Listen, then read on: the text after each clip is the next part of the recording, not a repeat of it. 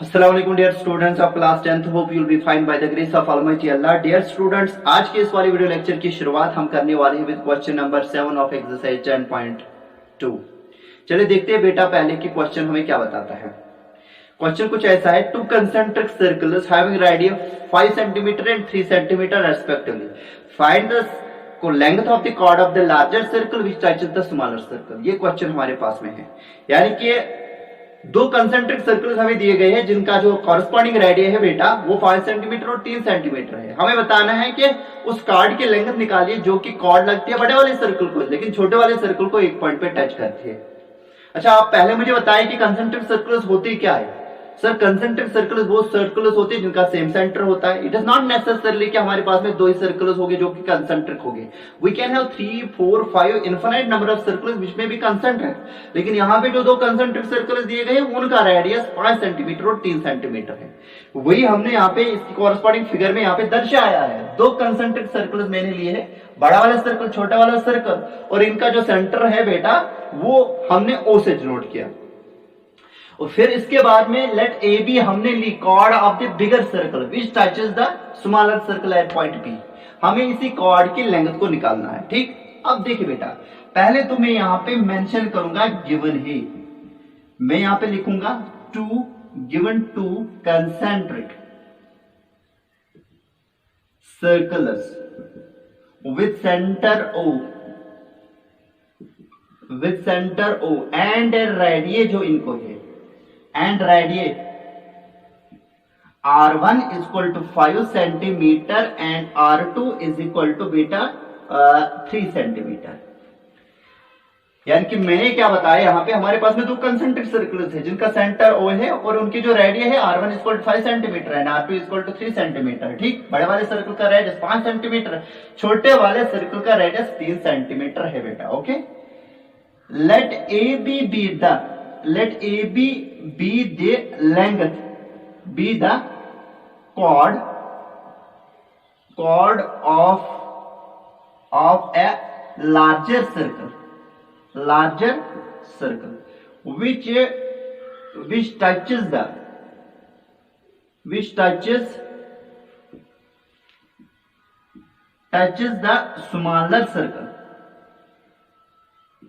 smaller circle at point P. देखिए बेटा, हमने फिर उसके बाद भी कंसिडर क्या किया. ए बी कॉर्ड है बेटा बड़े वाले सर्कल की जो टच करती है छोटे वाले सर्कल को एट पॉइंट पी. जरा बताइए, अगर ए बी टच करती है छोटे वाले सर्कल को एट पॉइंट पी, कोई भी लाइन सेगमेंट जो सर्कल को एक ही पॉइंट पे टच करती है उसको बोला जाता है उसकी टेंजेंट. मतलब ए बी लगती है छोटे वाले सर्कल की टेंजेंट. हमें बेटा इस ए बी कॉर्ड की बेटा लेंथ निकालनी है. We need to find length of बेटा ए बी. यानी कि इस कॉर्ड ए बी की हमें लेंथ निकालनी है. अब इसकी लेंथ को निकालने के लिए बेटा हम क्या करेंगे, हम यहाँ पे कुछ कंस्ट्रक्शंस करेंगे. हम ज्वाइन करेंगे ओ को पी के साथ. ओ को पी के साथ में ज्वाइन करूंगा.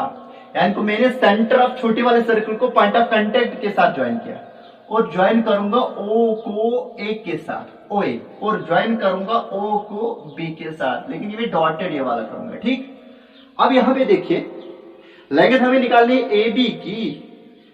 आप मुझे बताइए ए बी छोटे वाले सर्कल की क्या लगती है, टेंजेंट लगती है क्योंकि एक ही पॉइंट पे टच करती है. ओपी क्या है, it is the radius through the point of contact of smaller circle. हमें बताइए ना, tangent at any point of a circle is perpendicular to the radius through the point of contact A B. Perpendicular OB की OP को eight point P, मतलब ए B perpendicular जब होगी OP को eight point P, मतलब यहां से जो एंगल बनेगा अगर वो अल्फा होगा, यहां से जो एंगल बनेगा अगर वो बीटा होगा, अल्फा बीटा बराबर 90 हो गए बेटा, दोनों एंगल 90 हो गए. ठीक, फिर उसके बाद जो करना है, हम क्वेश्चन को आगे ले जाएंगे, आपको खुद समझ में आएगा क्या क्या करना है. तो यहां पे बेटा मैं क्या करूंगा, मैं यहां पे लिखूंगा join O P O A and O B. ठीक है, देखिए बेटा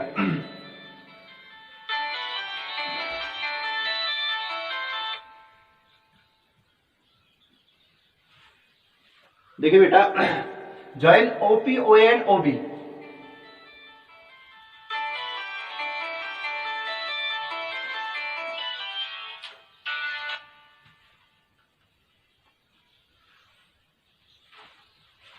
सॉरी बेटा। तो ज्वाइन हमने किया ओ ए, ओपी ज्वाइन किया, ओ ए ज्वाइन किया, ओबी ज्वाइन किया, ठीक है। We know that tangent at any point, tangent at any point of a circle is perpendicular to the radius through the point of contact,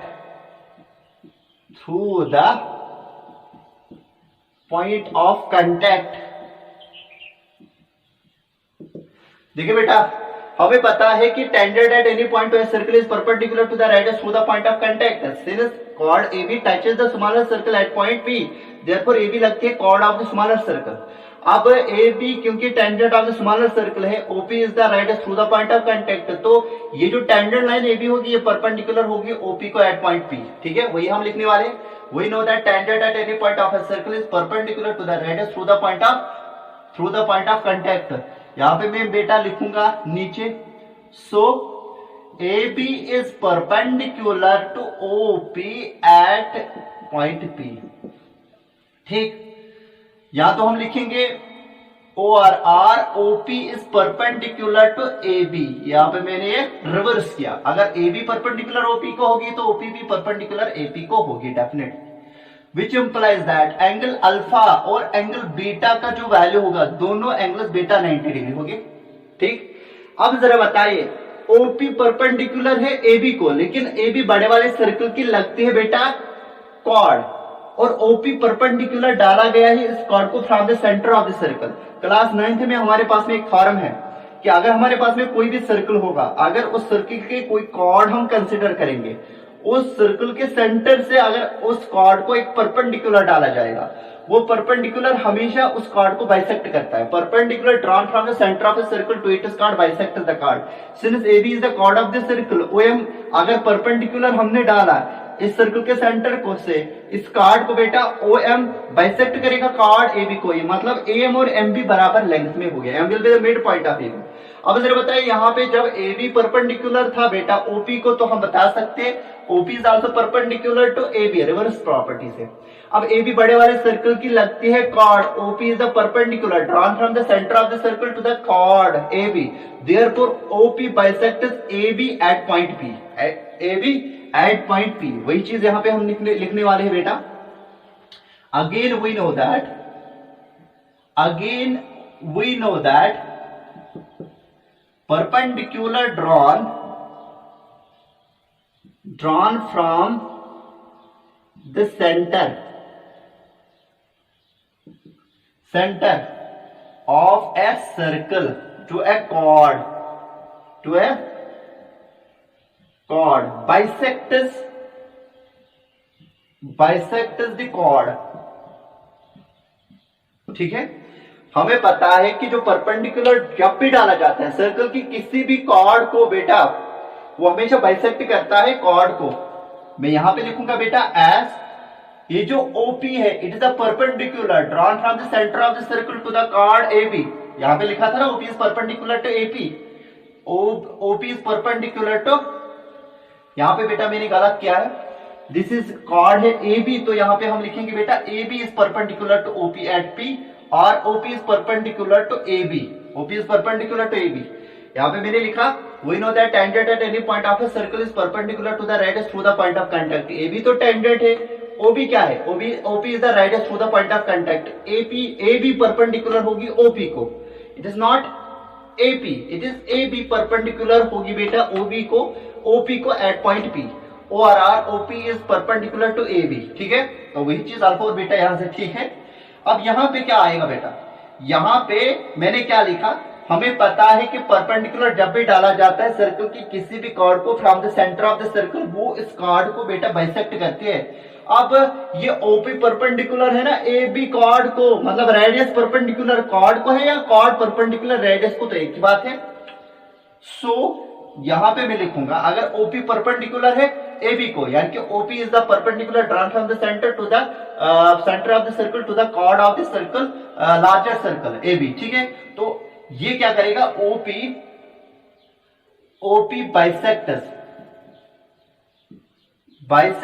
AB at P, which implies that बेटा ये जो AP की length होगी वो PB की length के बराबर होगी।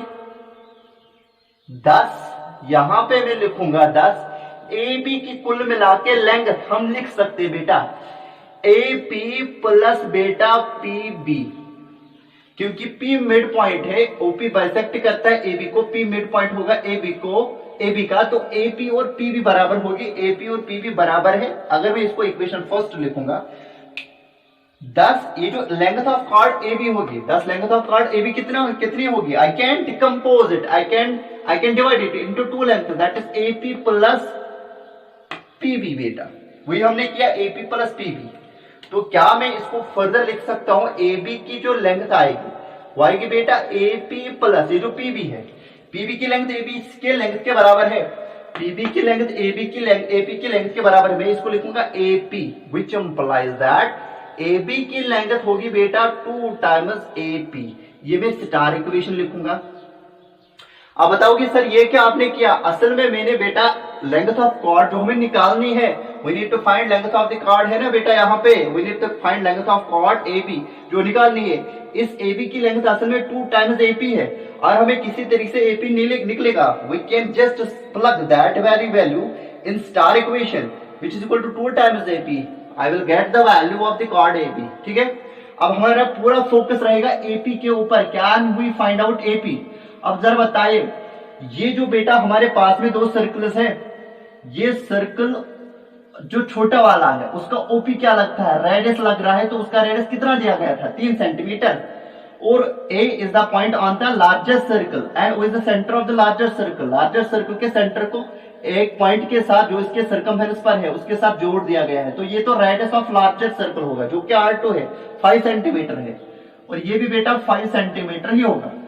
अब जरा बताए राइट हैंड ट्रायंगल OPA है, क्यों है right hand triangle, because alpha angle इसका ऑलरेडी से हमने मेंशन किया है बेटा, ये 90 के बराबर है, मतलब OPA is the right hand triangle. Right hand triangle में बेटा अल्फा के अपोजिट में जो साइड होगा वो कोन होगा बेटा, हाइपोटेन्यूज होगा, और ये इसका बेस, ये इसका परपेंडिकुलर होगा। राइट हैंड ट्रायंगल में पाइथागोरस थ्योरम से क्या हम नहीं निकाल सकते, हम क्या नहीं लिख सकते hypotenuse square OA square equal to AP square plus OP square, वहां से हमारे पास में अननोन AP आएगा, बिकॉज OA और OP की लेंथ हमें पता है, तो वहां से हमारे पास में बेटा AP की लेंथ फॉलो हो जाएगी, वो AP की लेंथ हम स्टार इक्वेशन में फिर प्लग करेंगे। तो चलिए बेटा you just take the screenshot of it, after that I will show you it further, ठीक है।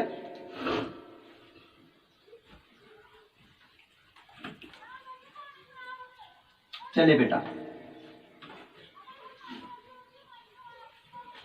now in right angle triangle, now in RTLD triangle OPA by PGT, Pythagoras theorem, comma, we have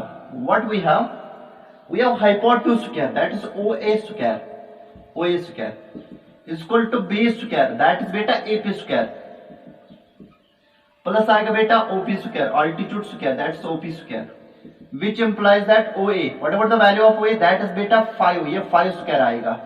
AP हमें मालूम करना है, और जो OP है that is बेटा 3 square, that is the radius of the smaller circle, P is the point of the circumference of smaller circle, O is the centre, OP is the radius of the smaller circle, 3 square आएगा बेटा, which implies that 25 का value आएगा AP square plus आएगा बेटा 3 3 are 9।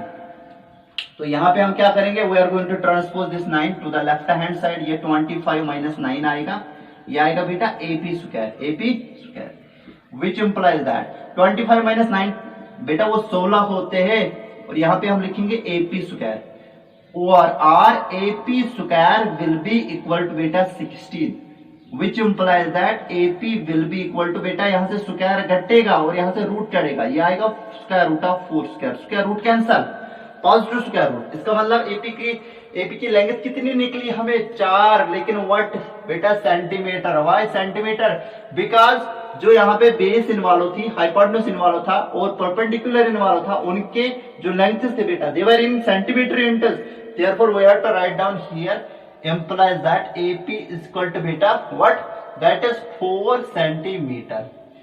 Using AP is equal to beta 4 centimeter in star gamma, we get what, we will get this thing. Star equation को बेटा मैं फिर से मेंशन करूंगा यहाँ पे, जिसमें हमारे पास में लेंथ ऑफ रिक्वायर्ड कार्ड है वो आएगा 2 times AP, which implies that AB की लेंथ होगी बेटा 2 टाइम्स AP की लेंथ 4 सेंटीमीटर है, तो I can plug here 4 centimetre, which implies that AB की लेंथ बेटा 2 4 8 सेंटीमीटर होगी। ठीक है, तो यहाँ पे हम लिखेंगे therefore required length of the cord is, ठीक है, therefore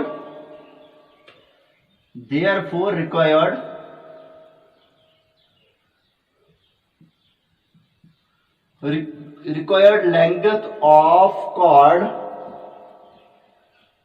AB is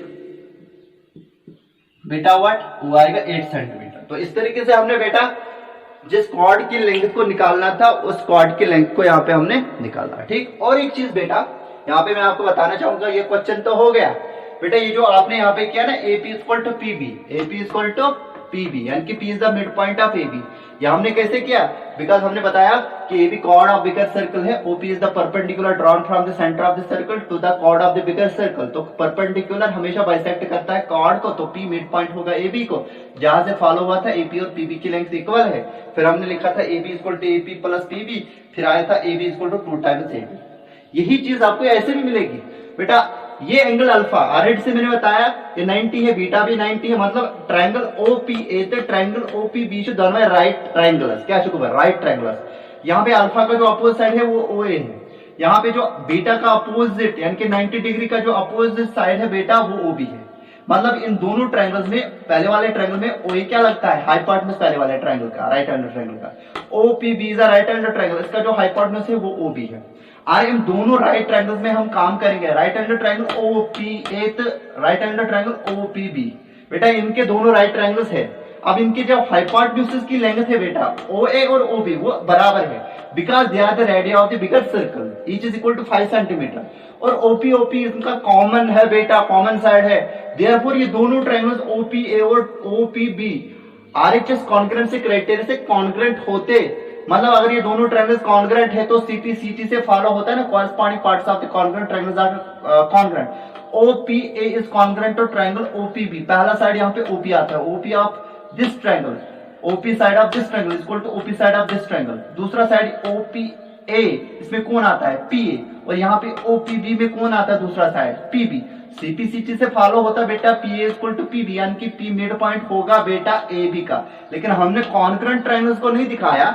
मैंने क्या किया, मैंने बताया क्वेश्चन यानी कि क्लास 9 की एक फॉर्म हमने इस्तेमाल की, परपेंडिकुलर जब भी डाला जाता है सर्कल की किसी भी कार्ड को, वो उस कार्ड को हमेशा बाइसेक्ट करते हैं, सिर्फ OP is the perpendicular drawn from the centre of the circle to the chord AB, therefore P will be the mid point of AB, AP और PB बराबर होगी, वहां से बेटा AB निकला था 2 टाइम्स AP, फिर AP का वैल्यू हमने यहाँ पे राइट हैंड ट्रायंगल में निकाला बाय PGT, जो कि 4 सेंटीमीटर आया, 4 सेंटीमीटर का वैल्यू स्टार इक्वेशन में प्लग करने के बाद 8 सेंटीमीटर की लेंथ हमारे पास में इस कॉर्ड की हमें मिली।